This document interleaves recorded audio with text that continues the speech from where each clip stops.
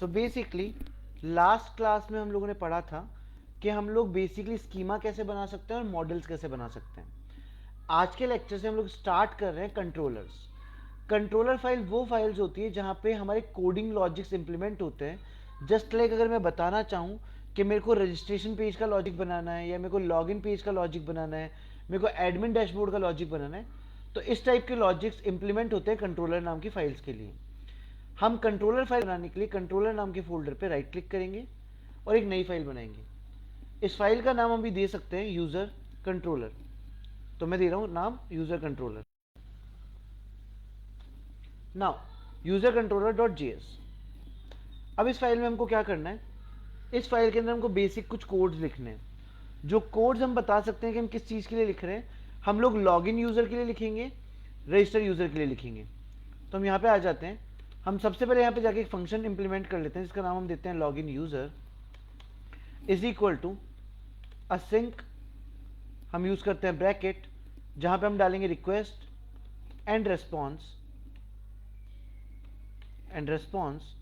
साथ में हम बनाएंगे यहाँ पे एक एरो फंक्शन, और एरो फंक्शन बनाने के बाद हम लोग बेसिकली इसी तरीके से काम कर सकते हैं। किसके लिए? रजिस्टर पेज के लिए। साथ में हम लोग काम कर सकते हैं एडमिन यूजर ऑथेंटिकेशन के लिए, और हम बाद में इसको एक्सपोर्ट कर लेंगे। सो आई होप आपको समझ में आएगा कंट्रोलर क्या करता है। तो कंट्रोलर बेसिकली एक फंक्शन है जो बेसिकली क्या करता है, किसी भी इंप्लीमेंटेशन को शो करता है। नाउ जिस तरीके से हमने लॉगिन यूजर बनाया है उसी तरीके से हम लोग बना लेंगे रजिस्टर यूजर। तो मैंने लिखा कॉन्स्ट, यहां लिखा रजिस्टर, और दे देते हैं इसको user.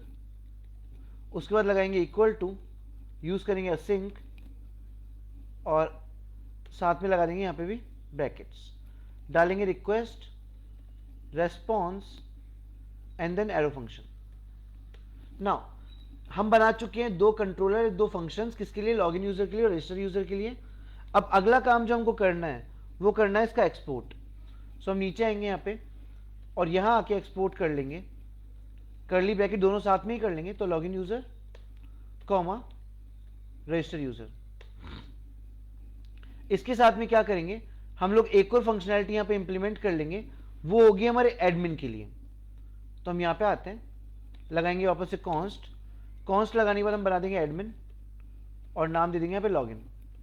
Equal to same portion, async लगाएंगे, रिक्वेस्ट करेंगे, रेस्पॉन्स करेंगे, एंड फिर यहां पे आके एरो फंक्शन बना लेंगे। और अब यहां पे आके इसको भी हम लोग फेच कर लेंगे। तो एडमिन लॉगिन। सो इस तरीके से क्या कर लिया हमने, हमारा कंट्रोलर फाइल बना लिया यूजर कंट्रोलर के लिए। इन फंक्शंस में हमने अभी हमारे लॉजिक्स नहीं लिखे हैं, हमने सिर्फ लेआउट बनाया है। अब लेआउट बनाने के बाद हम लोग क्या करेंगे, हम जाएंगे राउट्स नाम के फोल्डर में। राउट्स मतलब पाथ। जो भी एपीआई हम क्रिएट करेंगे, जो भी हम फोल्डर स्ट्रक्चर क्रिएट करेंगे, जो भी फाइल्स हम ओपन करवाएंगे, उन सबके पाथ हम यहाँ पे देने वाले हैं।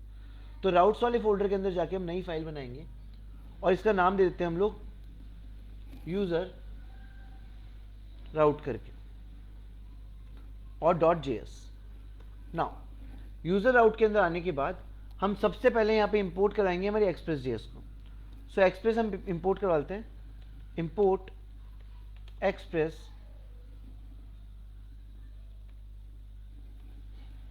From express. इंपोर्ट करवाने के बाद जो हमने यहां पे बनाए थे कंट्रोलर्स, इन कंट्रोलर्स को हम फेच करवा लेंगे यहां पे। तो हम यहां पे जाएंगे और लिखेंगे इंपोर्ट कर्ली ब्रैकेट, पहले डाल देते हैं यहां पे लॉगिन यूजर, और फाइल का जो नाम है उसके आगे लगा देंगे .js। पहला लॉगिन यूजर आ चुका है। अगला हम ले लेते हैं रजिस्टर यूजर। नेक्स्ट हम ले लेते हैं यहां पे एडमिन लॉगिन। सो बेसिकली हमारे पास तीनों जो फोल्डर्स थे, जो फोल्डर के अंदर जो हमारे पास तीनों हमारे फंक्शंस थे कंट्रोलर के अंदर, वो तीनों हमने यहाँ पे इंपोर्ट करवा लिए। अब इसके बाद क्या करना है, हमको पाथ सेट करना है, राउट सेट करना है। राउट सेट करने के लिए हमने मल्टीपल तरीके पढ़े थे, उसमें से मैं जो यूज कर रहा हूँ वो राउटर का तरीका है। तो मैं यहाँ पे जाऊँगा, लिखूंगा कॉन्स्ट यूजर राउटर, एक वेरिएबल बना लेंगे इस तरीके से, और यहाँ पे कॉल करेंगे एक्सप्रेस को। डॉट हम कॉल करने वाले हैं राउटर। नाउ राउटर इंपोर्ट करने के बाद हम लिखेंगे यहाँ पे यूजर राउटर डॉट, और हम एपीआई का फंक्शन कॉल करेंगे जो हम कॉल कर रहे हैं पोस्ट। और पोस्ट के अंदर हम लोग जो एंड पॉइंट है जो फोल्डर स्ट्रक्चर है, जो फाइल स्ट्रक्चर है, जो पाथ स्ट्रक्चर है, वो स्पेसिफाई कर रहे हैं। तो मैं यहाँ पे दे रहा हूँ रजिस्टर, कॉमा, इसके साथ कॉल कर रहा हूँ इसकी फंक्शनैलिटी को, जो है रजिस्टर यूजर। इसी वे में हम लोग कॉल कर लेंगे यहाँ पे यूजर राउट डॉट पोस्ट ब्रैकेट इसका पाथ, जो कि होगा लॉगिन। ये लेने के बाद हम यहाँ पे लिखेंगे लॉगिन यूजर, जो इसका कंट्रोलर होगा। एंड लास्ट हम लोग डालेंगे user router dot post, and यहां पे डाल देते हैं एडमिन, और साथ में यहां लगाते हैं एडमिन लॉगिन। सो यहां तक हमारा काम कंप्लीट हो चुका है। अब हमें क्या करना है, इनको भी एक्सपोर्ट करवाना है, तो हम एक्सपोर्ट करवा लेते हैं। नीचे आएंगे, लिखेंगे एक्सपोर्ट डिफॉल्ट, और पूरे राउटर को एक्सपोर्ट करवा लेंगे। तो यूजर राउटर ये एक्सपोर्ट हो चुका है। नाउ इसके बाद क्या करेंगे, अब हमको बनाने एंड पॉइंट्स, मतलब जब हम सर्वर डॉट जेएस पे जाएंगे, और सर्वर डॉट जेएस पे जाने के बाद हम लोग कॉल करेंगे किसको, हमारी किसी फाइल को, तो फाइल कैसे कॉल होगी वो हमें देखना है। तो हम जाते हैं यहाँ पे सर्वर डॉट जेएस में, यहाँ पे हमने एपीआई एंड पॉइंट्स बना रखे हैं। इस एपीआई एंड पॉइंट के नीचे जाने के बाद हम लोग यहाँ पे कॉल करेंगे हमारे एपीआई को। तो मैंने लिखा ऐप डॉट यूज, और यूज फंक्शन के अंदर मैं डाल रहा हूँ मेरा पहला and point slash API slash user. उसके बाद मैं यहाँ पे कॉल कर रहा हूँ यूजर राउटर जो मैंने बनाया था, इस तरीके से।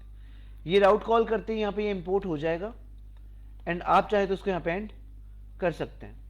अब बेसिकली एपीआई काम कैसे करेंगे वो भी एक आइडिया आपको देता हूँ। फॉर एग्जाम्पल मैं जाता हूँ यहाँ पे, इसको सेव कर लेता हूँ और कंट्रोलर फाइल पे जाता हूँ। यहाँ जाके अभी एक सिंपल मैसेज मैं यहाँ डाल देता हूँ, that is response dot JSON, और यहाँ पे एक मैसेज जनरेट कर लेता हूँ msg, और डाल देते हैं यहाँ पे रजिस्टर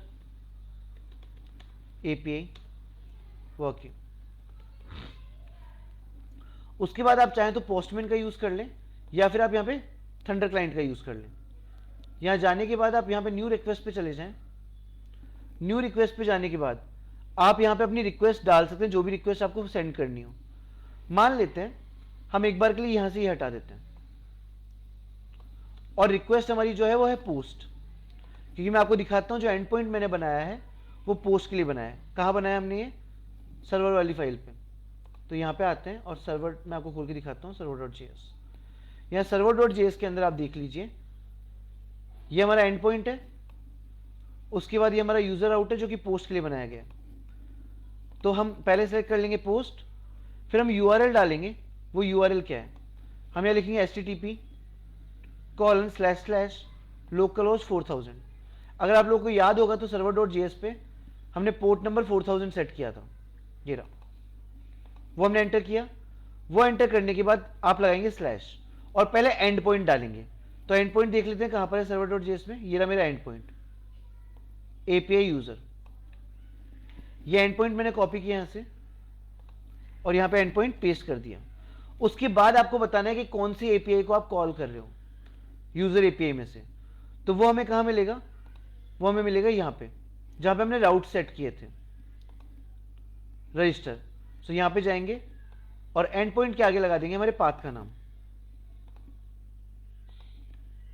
और सर्वर को रन करके जैसे हम सेंड करेंगे हमें यहाँ रेस्पॉन्स में हमारा आउटपुट दिख जाएगा। वाइल मैंने भी सर्वर चला नहीं रखा है, इस वजह से हम लोगों को ये आउटपुट नहीं दिख रहा है। इन द अपकमिंग लेक्चर्स में आप लोगों को ये रन करके भी दिखा दूंगा। बट इतना आपको ध्यान रखना है कि कोई भी अगर एंड पॉइंट आप बना रहे हैं जो कि आपका सर्वर डॉट जेएस में बन रहा है, उस एंड पॉइंट को आप यहां डालेंगे। उसके आगे आपको कौन से राउट को कॉल करना है उसका नाम आप यहां पे डाल सकते हैं। सो आई होप आपको समझ में आया होगा कंट्रोलर राउट कैसे सेट होंगे। Thank you so much for the lecture.